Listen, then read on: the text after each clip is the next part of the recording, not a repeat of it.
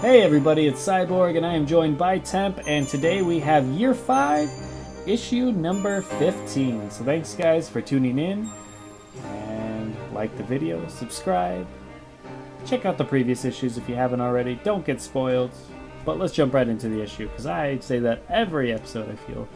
So hopefully you got it by now. So right off the bat, we start off with Batman, and he is brooding underneath in the Pacific lead mines northwest in Alaska, where they've been hiding out, him and his team. And all of a sudden, he's visited by somebody that I'm confused by. Yes, as am I, yeah. Okay, so it looks like it's Batgirl's uniform. Looks like Batgirl. But he calls her Kate. Multiple times, actually. Yes, yeah. Yes. So I'm gonna just pass this off as an error, because clearly, if it is Batgirl, that would be Barbara, from my understanding. Unless they just switched out Batgirls all of a sudden, then I'm not aware. But it should be Barbara, and Kate would be Batwoman, who looks dramatically different with very red hair, and she's a woman, and she has a different getup. So yeah, clearly Batgirl's outfit, calling her Kate. So I'm guessing that's just a slip up by the writers, not completely communicating with the artist. But anyways, he's got a plan, and they are putting something into motion. And she asks if it's over, and he says it's not over, and she says good. So I'm assuming this was supposed to be Batgirl. She was drawn to be Batgirl. I would imagine the name was more of a slip-up than the person drawn in the actual frame. Yeah, because really it could be either based on the dialogue. Yeah. Like, you can change the names, and the scene does not change at all, honestly. Right. Very true, very true. So then we see Batman talking to Lex, and he asks what the message is, Lex does, and we are left off not knowing what Batman's message is for Lex. Then we cut to Hal, and he's questioning Sinestro. He's asking, did you let out Zaz, or was it him? Implying Superman. Sinestro is very arrogant and very dubious, coming back to him saying, you know what? If it isn't me, it is him. And guess what? You'll never know that answer. And I wouldn't threaten me, because I'm the one that's basically keeping this construct up, which is keeping all the criminals here.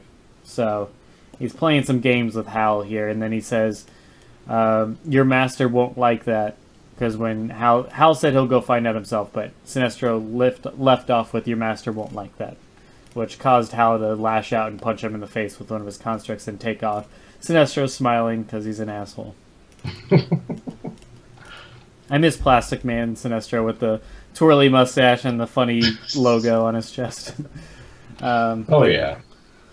And then we cut to Superman, and he's on a mission. He needs to go. He's trying to find Raven, Shazam, or he's trying to find Raven, and then he wants Shazam, and he also needs to go talk to Aquaman. But first, he wants to go talk to Black Adam.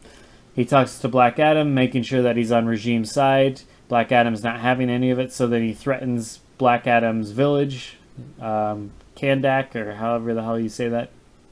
Kendaki. Not sure how to say it, but we'll move on. You know what I'm talking about. Kondak? And Black Adam's not having any of it, and they fight back and forth in the sky, both beating the crap out of each other. But eventually, Shazam, Wonder Woman, and Hawkgirl show up as well, and they just say, you know what, you're either with us or against us. Superman was threatening Kondax, basically to blow up the entire city, the town, if Black Adam doesn't cooperate with them. So, Superman, everyone. What spawned from a city being blown up? Yeah. Anyways, as if that's not been beaten to death already. They've done that so many times. But eventually Black Adam says, no, okay, I'll cooperate. I will do as you ask. I'm with the regime. So he gives in reluctantly. Then we cut to Hawkman talking to Batman and explaining that nothing's going to stop him from getting it. And he's on his way to go see somebody. So we leave off there on the chapter, and then we cut back to Batman now talking to both Barbara and Kate, Batwoman respectively, this time seemingly in the right fashion because they're both standing there, so you can't mess that up. And yeah, so he's talking to both of them and explaining what the mission is here, and what's basically they're setting up a sting operation, so to speak. Then we cut to way beyond Sector 2814. Hawkman is flying in. He meets up with Mongol, or he meets Mongol, I should say. He doesn't meet up with him. It's not a planned thing on Mongol's behalf, but Mongol knows he's coming because he can sense him coming. Mongol has a kryptonite ring, and Hawkman wants it. Hey, I want that ring that you have there. I guess kryptonite's in short supply these days, so it's one of the last little bits of it. And Mongol basically says... Mongol's a Superman villain, by the way, that I forgot that could be in the game. Though maybe he could... Well, I don't know if he could do a premiere skin for Darkseid. I don't think he has like laser beams coming out of his eyes or anything, but he'd be a good Superman villain, I guess, to throw in there one time. Anyways, he says, you do understand what you need to do in order to obtain one of my treasures? Hawkman says, yes, I know. Gotta last 30 seconds with you, so 3 minutes of playtime. Yeah, Bonesaw's ready to play. And so that's kind of what we have here. He has 30 seconds. Him and Mongol beat... Well, first off, he beats the crap out of Mongol, and then about at the 18-second mark, Mongol's like, all right, you had your fun. He smiles, and then he just beats the living crap out of Hawkman, just destroying him, bloodying the crap out of him. And the last we see is the 2-second mark. He looks like he's going in for maybe the killing punch, but we're left off there, so we don't really know how that finishes there. Then we cut to Atlantis. Superman's just leaving Atlantis, we see. Mara comes up to Aquaman and says, you know, what was that about? And you didn't really side with the regime, that we're not really part of all this. We don't want any part in all this.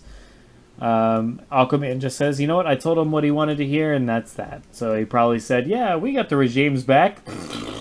When it actually comes down to it, I'm sure he wouldn't follow through, because he's not about that, because, you know, the whole putting Atlantis in the desert shouldn't be helping Superman. Anyways, he's also pro-insurgency, but he hasn't really done anything to help them in a long time, other than, I guess, the stuff in the whole stuff with Themyscira and helping out with the whole wave thing. Anyways, then Cyborg is checking in on everything. He feels like he has a way to find Raven. All of a sudden we see Batman traveling with Batwoman and Batgirl in a underground 300 feet beneath Washington, D.C. It's like a monorail built. It's lined with lead, so it's kind of keeping off the grid to go undetected. And they show up. We're not really sure what they're going after here, but all of a sudden the lights go out at the Justice Society building. And the Justice Society building. What is it called? The Hall of Justice. Anyways, lights go out there. Cyborg's not sure what's up. Neither is Hawkgirl. All of a sudden, he's like, it's an obvious attack. Batman and Batwoman and Batgirl are all dropping in. Well, we don't really see Batgirl, do we? We just see Batman and Batwoman. So Batgirl's wherever. Maybe she's the getaway driver on the monorail. I don't know. And he's just like, all right, I'll floor it as soon as you get back. Anyways. Then they say that they claim that they are there for Cyborg himself. So that's where we leave off. Not sure what they want to do with Cyborg, but they're there for him. It sounds like they're trying to get Cyborg to give him the footage of Superman burning everyone alive. That's the impression I got from the beginning of the issue, but I had to go back and read that because I was confused about that too. But it sounds like that's what they're trying to do. That would make sense. That would definitely make sense. So I could totally see that. That would be... But then he causes everybody to fear him, and then all of a sudden he throws on the Yellow Lantern ring again. He's like, yeah, I'm all buffed up again. Derp, derp, derp. Anyways. Gonna kill Black Canary's baby, who's not there because she already had the baby, but we didn't realize it. Anyways. Also confusing, yes. Babies are confusing. Yes. Not sure where they come from, but I'm gonna get to the bottom of it. I've heard things. I've heard things. Okay, so thoughts on the issue? This issue was jank. Oh my god. Yeah, there was a lot going on. Let's go to Black Adam first, because that was the most hilarious. First of all, the art is so up and down, up and down. Oh, yeah. But after they fight in the sky, like, Superman tackles Black Adam, but it looks unbelievably suggestive in both the. It looks like Black Adam is giving it to a missionary. It looks so bad. Like, yeah, you could Photoshop a bed behind him, and then in the next panel have the one of Batman when Alfred first put that like spinal thing on him, and he's just like grasping the sheets. Like you could put all that in the same like comic, and you'd question what's going on here. But Superman's even doing like the weird like gripping, and his eyes are like going back into his head. It's just so fucking digging his claws into the back. And then the next panel shows both of them with their eyes closed, just screaming. Oh my god, it's so wrong. Yeah. Well, I mean, not that there's anything wrong with that. No, there's nothing wrong with that. Yeah. Wrong in the context of what we're reading. Dictators is because they're dictators. Yes. And then like there's blood on Superman's face, but it looks like candle wax like melted on him. Yeah. Like a day ago. Like it looks so bad. Oh my god. There are some good things though. There is a nice little subtlety. Because when it shows Hawkman covered with blood, it's well let's go back to the other issue. When he's fighting Mongol, it shows 3 seconds, it looks like Mongol's going in for the kill. Right. Flipping back here, it says nothing will stop me from getting it. That shows me that he bailed, that he didn't make it the full 3 minutes. And he's covered with blood. It's because he said, wait, stop, I give up. And he doesn't have the ring. Is that your interpretation of that? That would make sense, because I wasn't sure, was he still bloody from the Hawk Girl thing? And I was like, why would he still like not take a shower at some point? Especially because he says, I haven't heard from you in a while. So... yeah, I thought he was like murdering dudes. He's like, all right, time to go visit Mongol now. Yes, like I wasn't sure, but yeah, he walks in clean to face Mongol. So when I saw him all bloody, I wasn't really sure, but he's bloody at the end of the fight, so that would make sense. I love the panel too, because the way he's covered with blood in the ship, he's just like, I don't know, his face is just like, Batman making fun of Mongols is fucking bullshit. It's like he's mumbling to himself. Yeah, I love it. I like your interpretation though. If that is indeed the case, where he gave up with 2 seconds left because he was about to get his probably life ended, I like that. I'm excited. I'm intrigued, I should say, to see what's next. Like I'm intrigued to see the next encounter with Mongol and see how it turns out. Like how does he get past this obstacle? I think that's really interesting for sure. Yeah, and I mean, some of the stuff we've already covered with the Kate Barbara thing. Those are my main things. This issue was kind of like watching Memento. It was a little confusing. I had to go back a lot. Like in the beginning, I even Googled Batwoman Injustice just so I can compare the suits to make sure they didn't just get the color scheme wrong. Yeah. No, that is DLC Batgirl, like completely. Right. How about you, Manny? Final thoughts? I like the Mongol stuff with Hawkman. I liked... let me go back through just to make sure I'm not forgetting anything. I sort of like the Aquaman stuff where he just says, I basically told him what he wants to hear. That's kind of...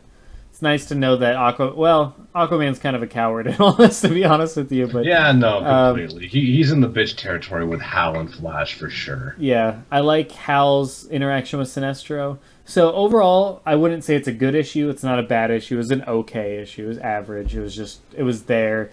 I wouldn't complain about it, but I wouldn't praise it by any means. It had equally amount of interesting stuff as it was filler type stuff. So I definitely had. I definitely enjoyed reading it because I was like looking at some of this crazy shit, thinking, I cannot wait to review this issue. This is crazy. This is insane. Yeah. But yeah. So there was some weird stuff going on. But yeah, I would say my biggest takeaway is I'm interested where Hal goes next to get his answers, and if he ever finds any answers. Does Hal find out that Superman actually did it? Is he the only one that actually finds out the truth? Does anybody find out the truth? I'm intrigued by that storyline that they're playing up here. And I'm also intrigued what happens next with Mongol. Does Hawkman actually be able to kill Mongol, or does he just last the 30 seconds? Not really sure, but I'm intrigued to see what happens with that and what they do with the ring. So they do have me intrigued on a couple story plots coming out of this. I don't really know if I'm intrigued with the Cyborg stuff, but I guess we're going to see anyways what's next. So that's where we're left off on the cliffhanger. So anyways, that's that. So with those closing thoughts, you guys take care. We will see you next time tomorrow with issue number 16, almost through the entire Injustice, the first series, I should say. Yeah, so you guys take care. See you tomorrow. Peace out, guys.